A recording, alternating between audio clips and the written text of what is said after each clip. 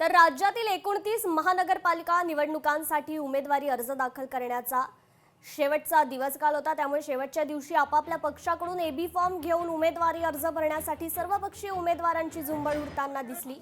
पुणे, मुंबई, छत्रपती संभाजीनगर, लातूर या महानगरपालिकांमध्ये उमेदवारी अर्ज भरण्याच्या दिवशी हाय व्होल्टेज राजकीय ड्रामा पाहायला मिळाला।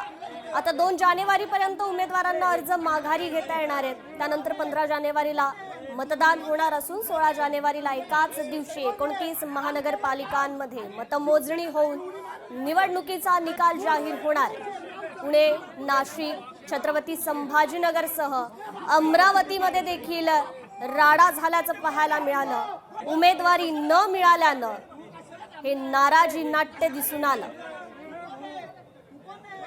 छत्रपती संभाजीनगरात इच्छुकांनी आत्मदहनाचा प्रयत्न केला।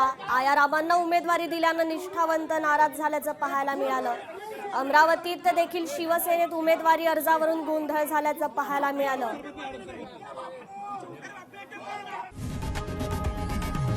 लोकशाही मराठी ऐका, पहा, जागरूक रहा।